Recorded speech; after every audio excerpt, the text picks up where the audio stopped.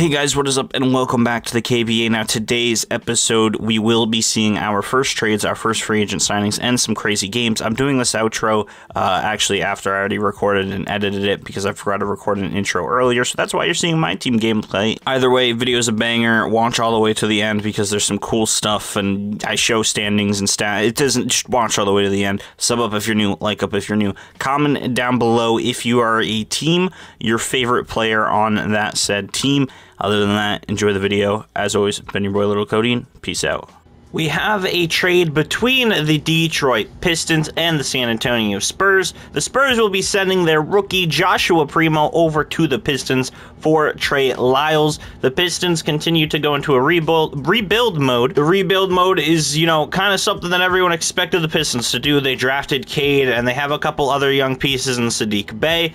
Confusing why they grabbed another guard, but you know, they get Trey Lyles off of the team. A lot of people don't like Trey Lyles, and Trey Lyles looks to get a fresh start over there in San Antonio. He's only had one game this season, but he had 8 and 5, and really he hasn't been great for a couple of years, but who knows, maybe he could have a career resurgence over there in San Antonio. Greg Popovich, he does wonders for players, and this is the first trade of the season. Another trade has been made. This time it is Pascal Siakam, a future first and a future second for Kristaps Porzingis, sending Pascal over to the Mavs to team up with Luka, and Kristaps gets a new fresh start for the second time, but this time in Toronto. The Raptors are also releasing Juwan Morgan into free agency because they are about to pick up, well, the first one is Chris Dunn. He used to, you know, he had a little stint with the Celtics, but he never actually played. He was just on the roster, and then the Celtics flipped him, and then he got released, so that's a little unfortunate. The second player he will be signing is Alex Antetokounmpo to a one-year, two-way deal. The brother of the other two, you know, Giannis,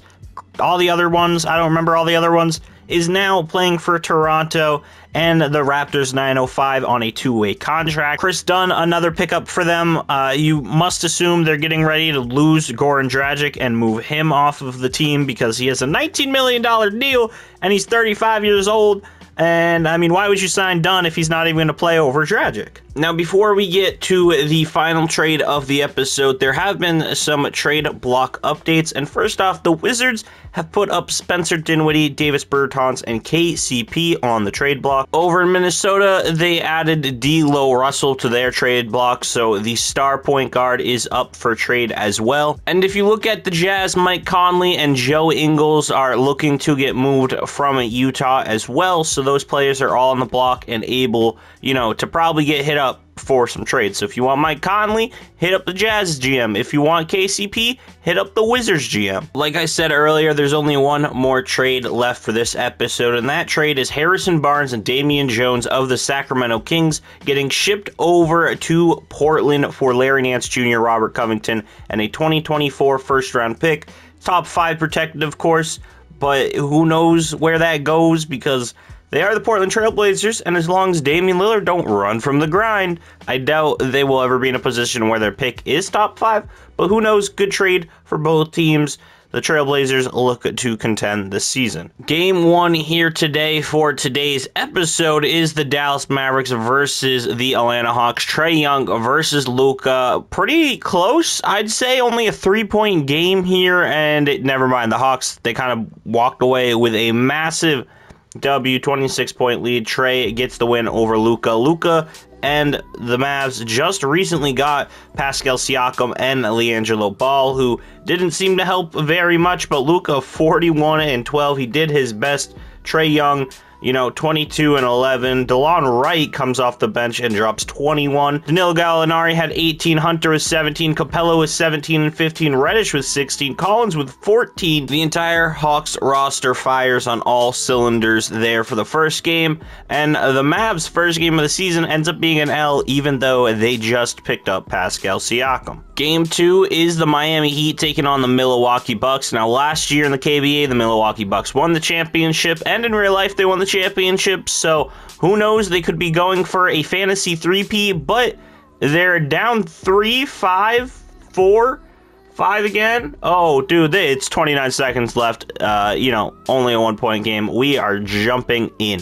Miami's ball here. They have the 1-point lead. Milwaukee can either look to foul or they got to play some great defense for the next 21 seconds. If they can make it so they don't score here, they'll have like 5 seconds to go take... Oh, never mind. Jimmy Butler dunks on Giannis in the clutch. 3-point game. Milwaukee gonna have to throw something together. I can't believe we just watched Jimmy Butler practically poster Giannis there in the final seconds. Who are they gonna give it to? DiVincenzo. They give it to Giannis. Giannis, easy dunk, but, you know, they're still down 1, 17 seconds left. They're probably gonna foul here. Hopefully they foul Lowry and not Hero. They're both good free throw shooters, but I'd rather take my money with good old Kyle Lowry. Kyle Lowry makes his first one here. If he makes this, it's another 3-point game. If he misses, okay, he makes it. We don't even have to worry about it if he misses. 16 seconds. Jrue Holiday with the ball at half court.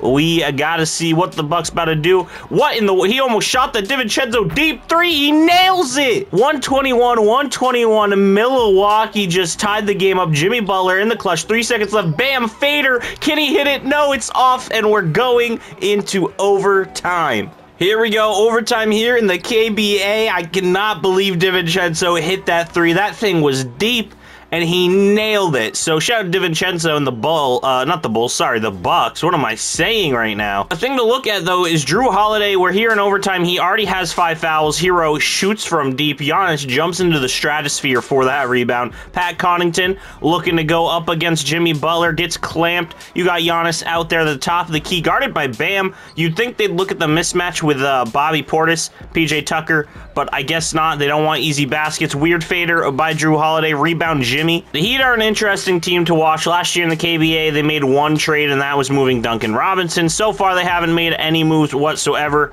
Tyler Hero, you know, definitely a 6th man of the year type candidate. Kyle Lowry just recently joined the team and hits.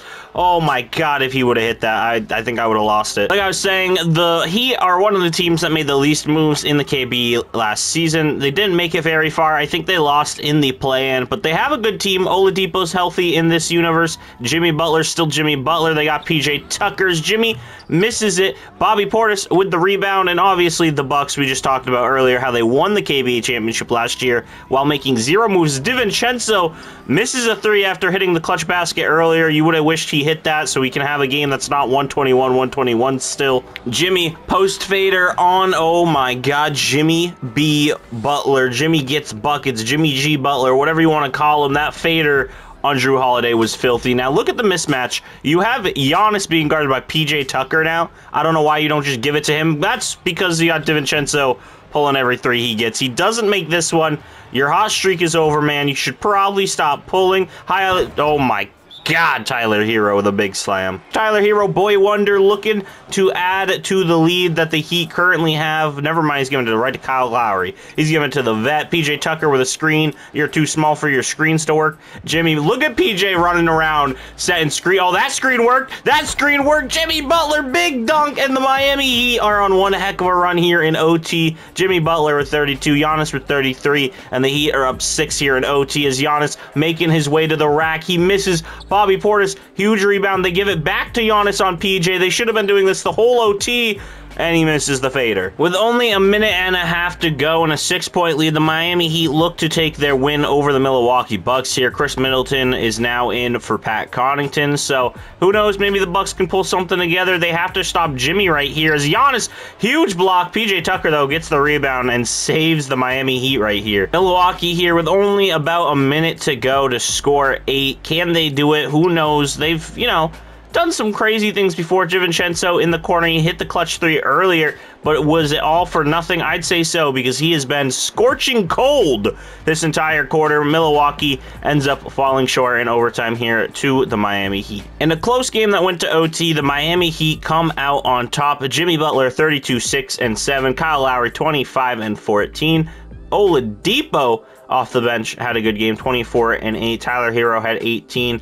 Bam had 15 and 10, and Dedmon had 12 and 8. Over for the Milwaukee Bucks, Giannis had 35, 9, 6 with 5 blocks. Jrue Holiday had 27 points. Chris Middleton had 19, and Pat Connaughton had 12. Our next game on the night is the Los Angeles Clippers taking on the Golden State Warriors, and, you know, both teams pretty good. No trades yet for either team, but the Warriors are okay. Never mind. It's going back and forth. Every time I feel like there's about to be a blowout, it goes back and forth, and when I don't expect the blowouts happen. With a minute left, Warriors up 2. We're jumping in. We picked a perfect time to jump in because Kawhi Leonard is at the free throw line, down 2. If he hits both of the... Oh, he only has 1 shot. Never mind. Clippers down 1 here in Golden State. You saw Golden State lose a crucial game against the Warriors in the first game of the season.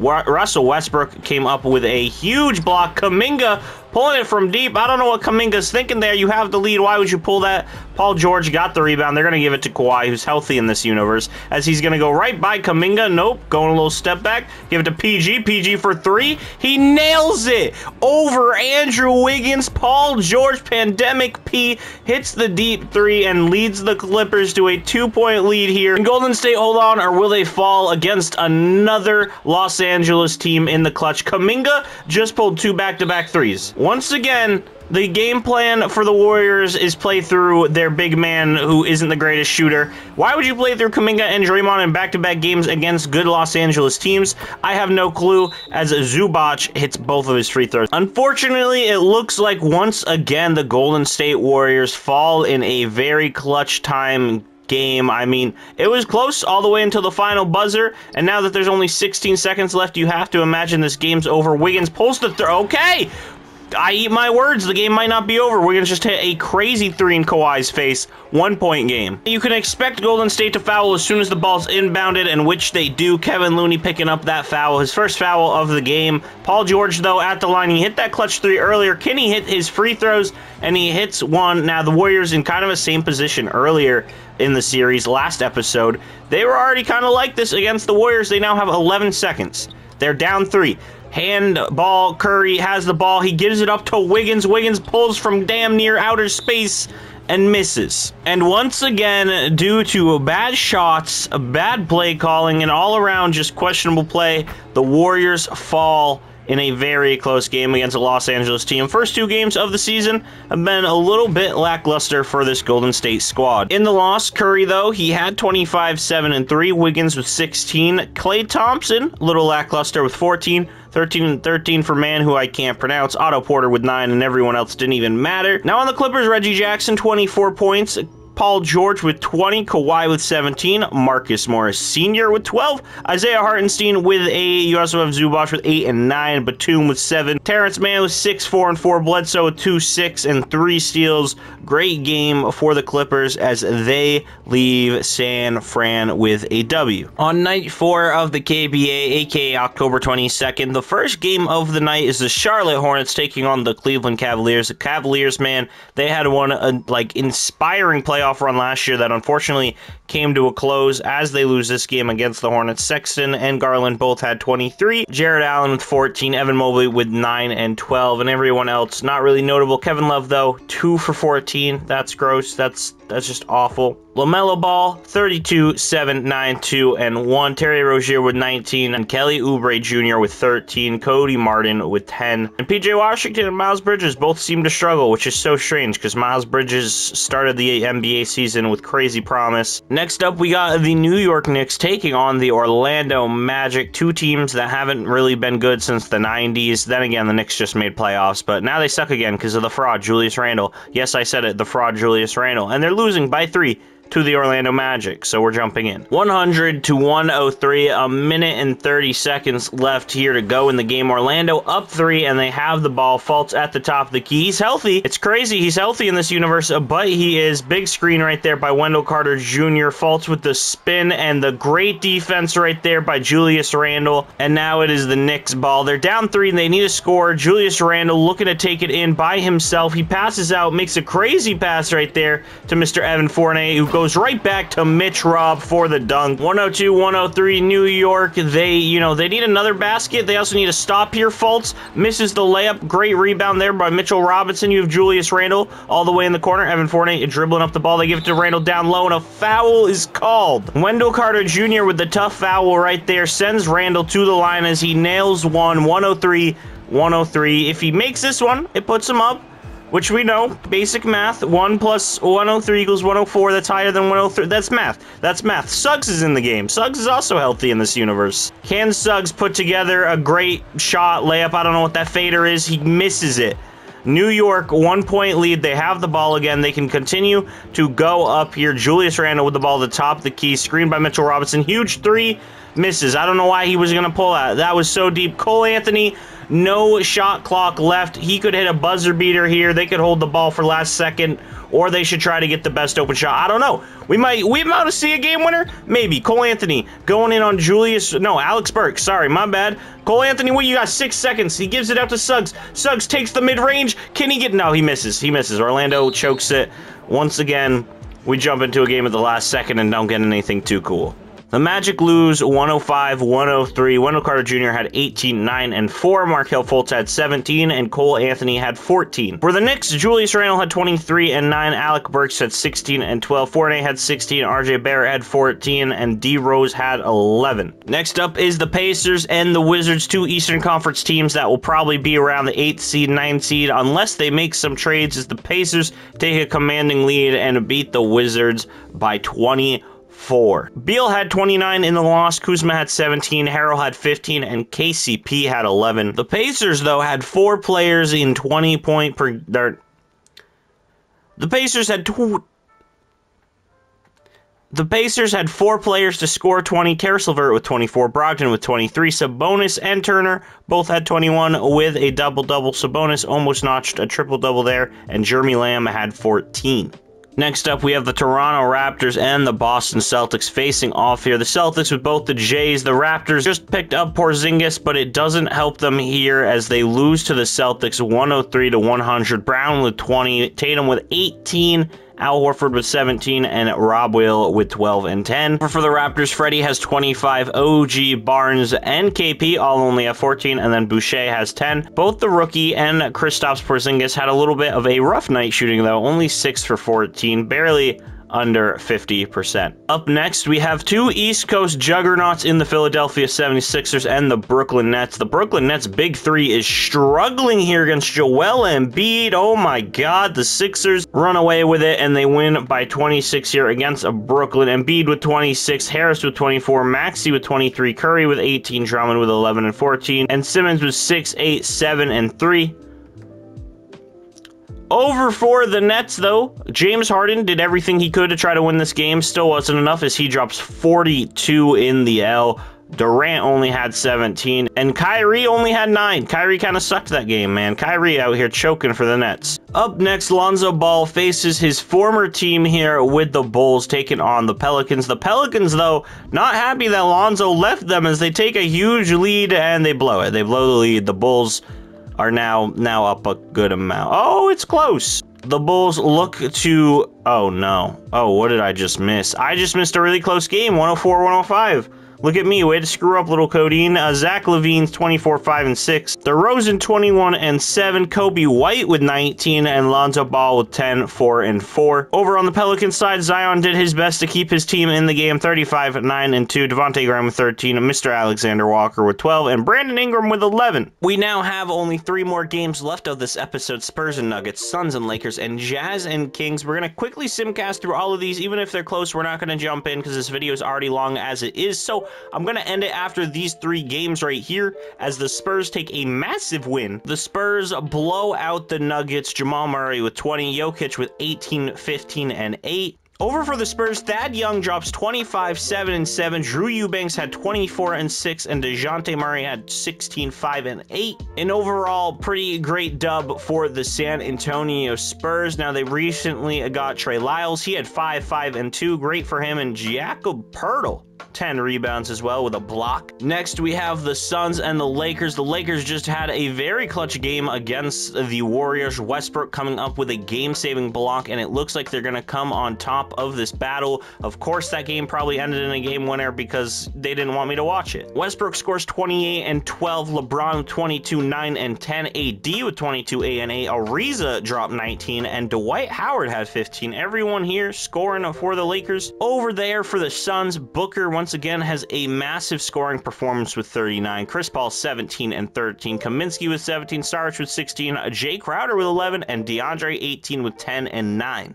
The final game of the episode is the Kings, who recently acquired Larry Nance Jr., taking on the Utah Jazz. Now, the Kings got rid of Harrison Barnes, and it doesn't look to help them as they are down quite a bit here, and that is an understatement.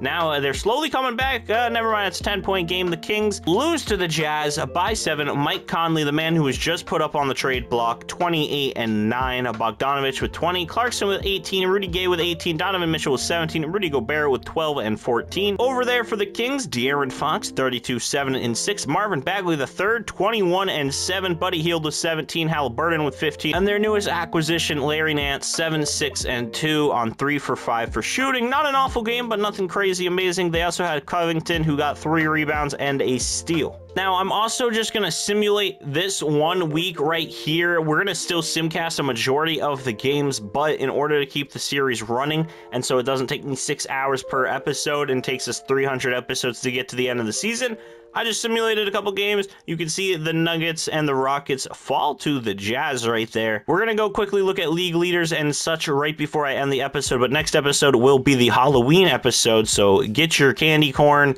get your Reese's Peanut Butter Cups, your Hershey's Kisses, and your ghost costumes, because next episode is going to get spooky. In the first week of the season, Devin Booker is leading the league in points. I'm not going to go through every single player. You can pause and look. Clint Capella leading the league in rebounds with 16. Like I said, I'm not going to stop and read all 9 names. So if you want to pause and look who's averaging what, you can. Chris Paul leading the league in assists with 12.3. Alex Caruso being a defensive monster here, 3.2 steals a game for the Bulls. And Jonathan Isaac, by surprise, is leading the league in blocks with 3 a game. And LeBron James, Nikola Jokic, Julius Randle, and Luka are all a part of the triple-double gang here for the season so far. Now we take a look at the standings. The Los Angeles Lakers are on the top of the West Coast with 6 games in a row won, and the Houston Rockets are 0-5.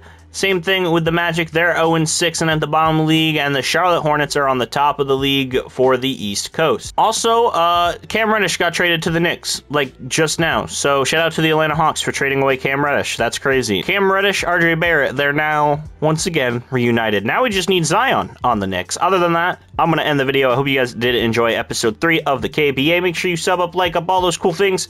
I hope you guys enjoyed the video. As always, been your boy, Little Cody. Peace out. This is the Little Codeine outro. Yeah, Little Codeine outro. Subscribe. Yeah, subscribe. You should do it. Yeah, go Little Codeine. Subscribe.